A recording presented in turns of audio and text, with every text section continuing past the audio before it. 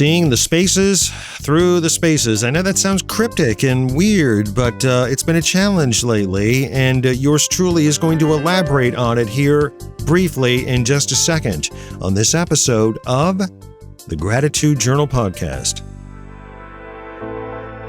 This is the Gratitude Journal Podcast.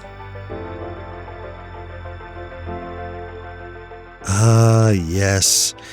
The smell of fudge on the stove upstairs permeating, infiltrating every crack and crevice of the domicile here in Northeast Ohio.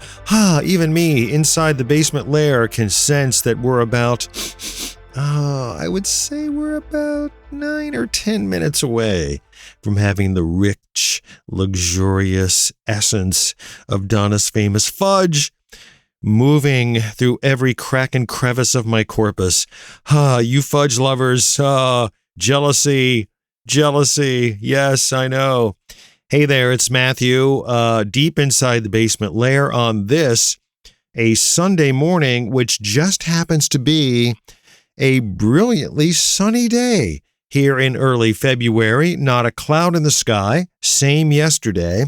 Went over to visit my parents yesterday, as we usually try to do on Saturdays, and I was trying to explain to them there's not a cloud in the sky. It's brilliantly sunny. Yes, it's cold, much like today. Temperatures in the low 30s. It won't climb much higher than that.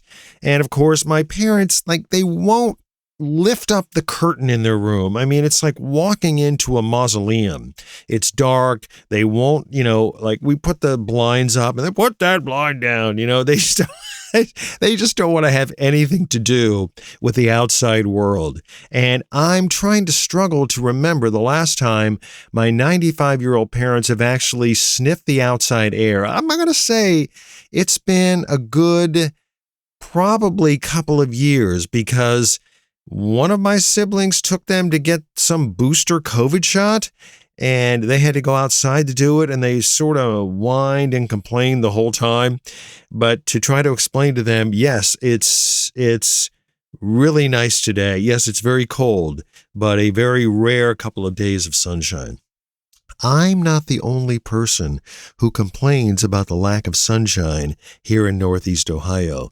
There are a couple of people at the work site who are also sort of sun gods and sun goddesses, and they lament the fact that Northeast Ohio is really devoid of sun. I would say from November until maybe April. I mean, it just doesn't make much of an appearance. And it was the same during our residence in Pittsburgh for 5 years.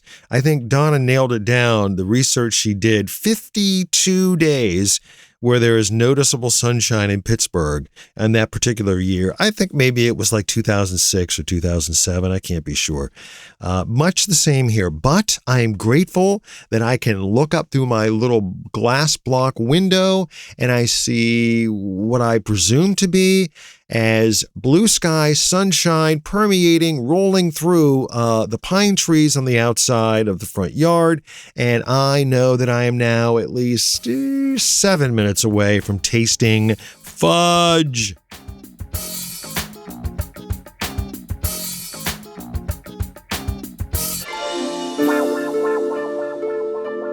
I've been dealing with a lot of regret lately, and I think I would have to maybe take a deep dive into trying to explain exactly how that regret feels. And there have been times over 2023 where I felt myself kind of go into some fairly dark chasms of depression over the fact that maybe I had not really accomplished or done the things that I was supposed to do. Now, the operative word is supposed to do, because I believe that it's the great intention of our parents, as it is the intention of my siblings, who are also wonderful parents, that they want the best things for their children. They want them all to follow a kind of a game plan.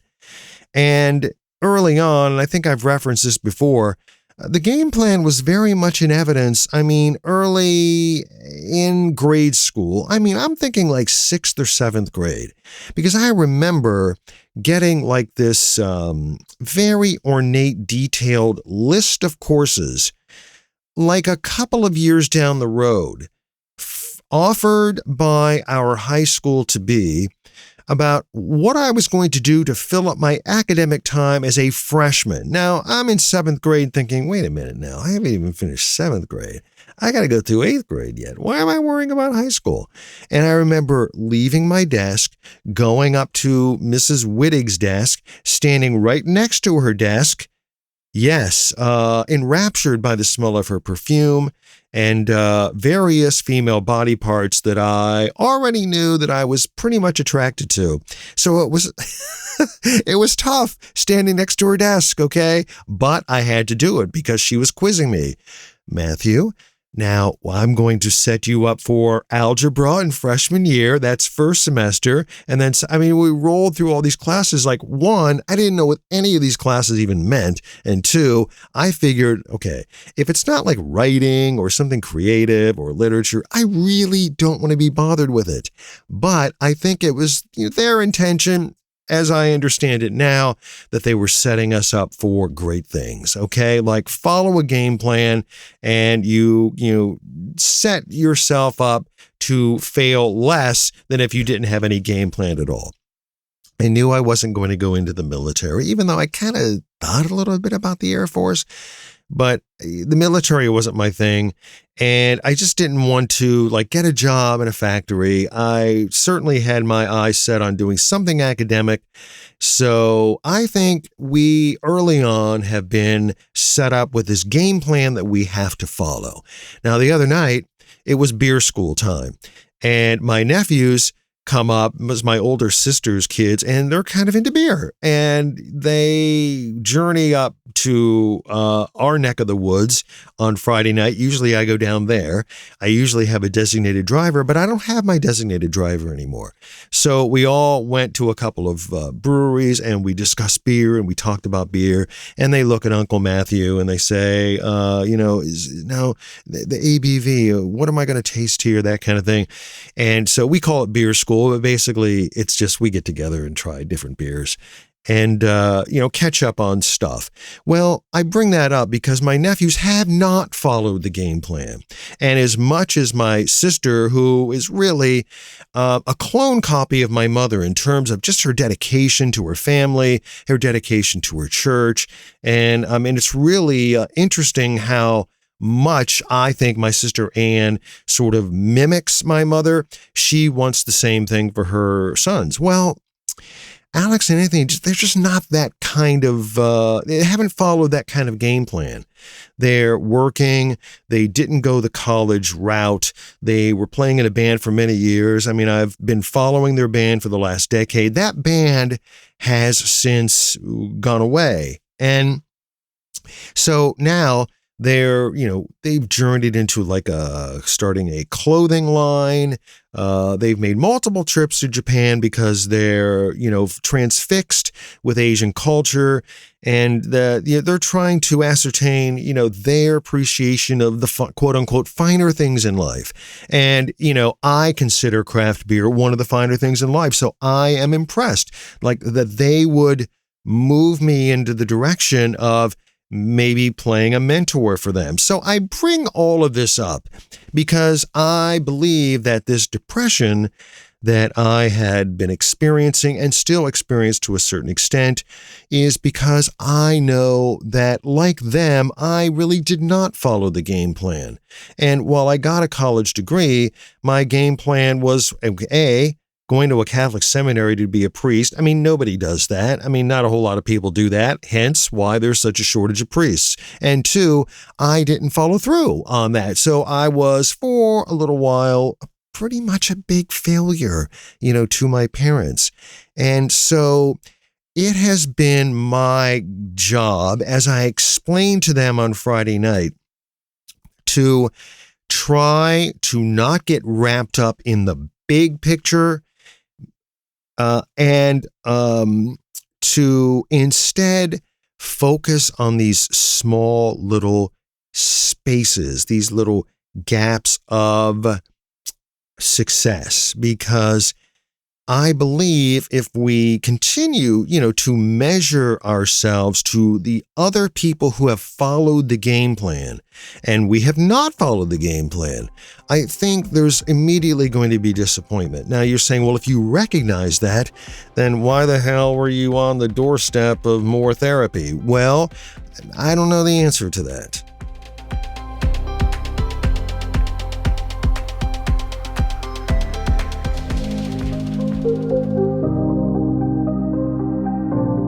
I mean, isn't this why we do podcasts? So we stand in front of or in my case, sit in front of a microphone and wax philosophic about the issues that we experience, hoping, that maybe by sounding it out, by verbalizing it, we are saving $150 an hour by paying somebody to do it, and B, that we're going to get, an answer or some kind of insight. And I think that being able to verbalize this to them Friday night, like, hey, you know what?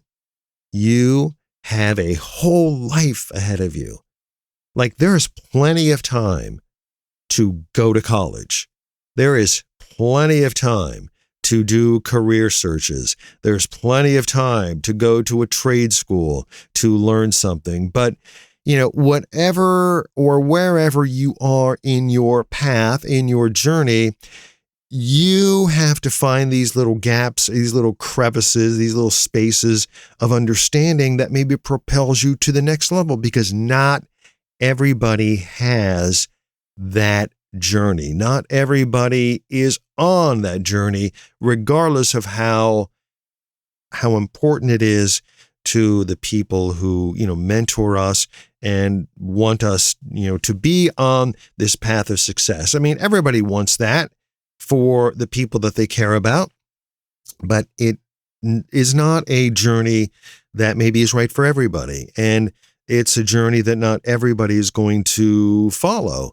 And so I think that it's our job to try to find these small spaces where we don't have regret and we realize the positive impact that we've had on others, and that we come to the understanding that it's our duty, it's our job to continue to figure out ways that, life satisfies us beyond what everybody else's expectations of us are. And as I'm verbalizing that and I say that, I think that's critical and I think it's important. However, it's not necessarily something that I follow to a T all the time.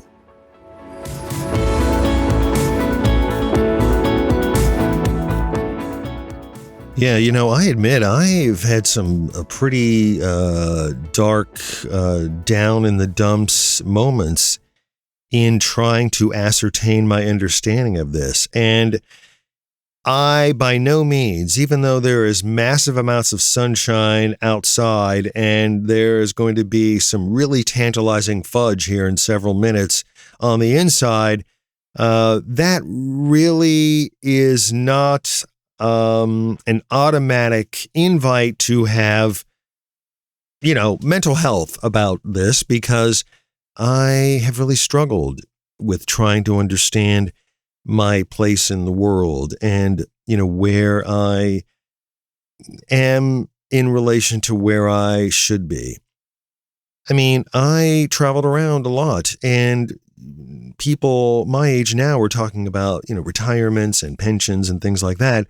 And when you're a radio vagabond, like I sort of was, there really isn't a lot of time to build up, those kinds of nest eggs when you're leaving all the time. And I don't think we really think about those nest eggs. And I work with a couple of people now who have been, at their current place, for 25 years. And, they probably have hundreds and thousands of dollars, built up so they can retire on that. And, great for them. That's amazing.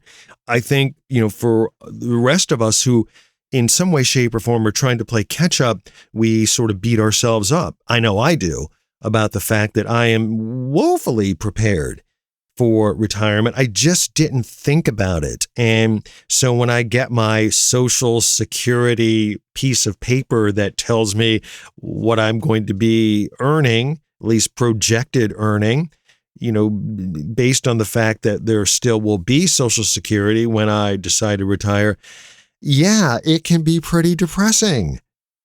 And I am one of those persons who tends to gravitate towards beating myself up over not looking ahead to that space, where I'm going to have to not have a job to rely on being able to survive. And I have given thought to what it's actually going to be like, to sleep under a bridge when it's, the same weather as it is today. I mean, what does that feel like?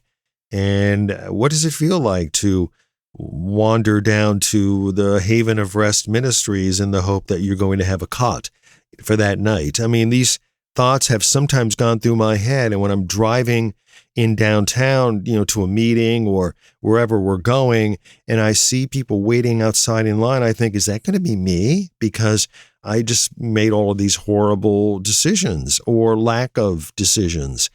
And so I'm trying to play catch up. And these are issues that I'm not proud of. And so I think it's easy to want to beat yourself up over this because I'm very, very, very good at it. But I realize too that, this is just a part of this time-space continuum where, past and future really don't have a whole lot of bearing on things. I mean, it's my job to, and I think it's all of us, we have a duty to, perform as we are in the present moment and to, meet what arises right now and try to do the best we can. Yesterday, we had coffee with my friend Brad. It's been quite some time, and Donna went with us, and so we were all sitting around, and of course, we met at a business college. I mean, I met Donna, my wife, to be teaching at a business college, and I met Brad. He was, doing something in administration at the same business college, and so we have this connection. And I said, okay, Donna says, well, maybe we ought to get everybody together for a reunion. And Brad and I kind of looked at each other and we went, okay, well, let's see. So-and-so passed away, so-and-so is not here, so-and-so died, so-and-so. I don't know how many, I'm trying to remember what it was like in the faculty lounge of these faces. And I would say 90% of these faces are not even on the planet anymore. So it's going to be difficult to have a reunion. And so Brad said, well, how long has this been since we taught? And I said, well, I'm going to venture a guess that it's been close to 40 years. And so 40 years ago, the whole world was ahead of us. I mean, in many ways, I was the same person as my nephews who we talked to about Friday night. The spaces were broad and wide, and we had everything sort of in front of us. And I had just left the seminary and I needed a job, and I didn't have a teaching degree in a business college at that time called Proprietary Business Schools. They had faculty that, as long as I had a degree, they didn't have to have a teaching certificate. And so that's what I did. I taught part-time. It sort of moved into a full-time role, but I didn't earn any money. I mean, I was constantly broke all the time. I, ran up enormous amounts of credit card debt. I had credit card, collection agencies calling me on Saturday morning and Sunday evening. And I mean, it was a horrible way to live. And I said to my nephews, the one thing that I would say to you if I had any advice, and not that I have any experience with this, but something that I would have done that I wish you would do, is to think about this space 40 years from now when you're going to be no longer either capable or maybe interested in having some career, and you just want to do your thing and plant a garden and sit around and read or write or do whatever you do in quote unquote retirement, whatever that looks like, you are going to need some bucks. And so I would start thinking about this now.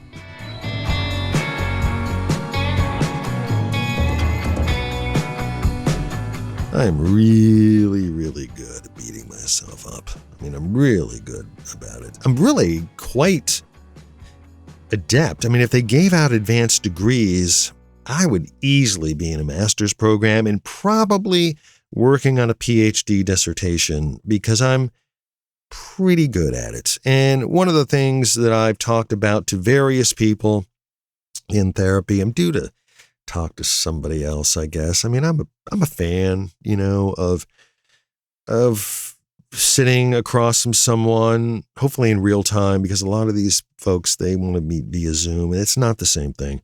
I am a big fan of that. I think it's very positive, and I think it's very valuable. And I'm due to do that again, I think, because I think sometimes these feelings of regret or that I just haven't measured up, they're pretty strong. And I think it's important to speak with someone about those things to see how you can try to overcome them, because these spaces of depression are very detrimental, and I think they're very harmful. And I think it's our job to try to get around those or find ways to overcome them. So that's my challenge. And I think if I were to impress upon a young person, and I've said this before to various family members, young people who are, even at their young age are, far more financially successful than me, do your part to plan ahead and look ahead, because man, 40 years, it can fly in an instant. It's not even funny. So I'm grateful for having little spaces of appreciation and living in the now and trying to get around these feeling of regrets, which seem to be very popular for me. They seem to always be hanging around. And anytime I can move through them with some degree of success or certainty is kind of a win. So I'm grateful for that. I'm also grateful for this sunny day, actually a sunny weekend, and it's going to continue into next week because we just don't have that. And even when it's cold, there's just something about, there's just something about, walking outside and having to shield your face, and it just feels so good, and you just want to roll the windows down even when it's 30 degrees outside because it just feels so good. And so I'm grateful for that. And I'm grateful as I look up at the time, knowing that, Donna will probably yell down, "Do you want the pan?" Because we share the pan. Once it's poured out into their little containers, there's always, fudge residue that, needs to be harvested with, a healthy size spoon. And I'm hopefully looking forward to the fact that maybe she'll offer it to me. So if she does, I'll certainly be grateful for that. So I know it's been a while since we spoke, especially since this is our first podcast of the new year. Hopefully 2024 is going well for you thus far. And you will find these little spaces of non-regret and try not to let it beat you up too badly as it has been for me lately. And I'll work on that and update you as we move along through this new year. So thank you for downloading and listening to another episode of the Gratitude Journal podcast.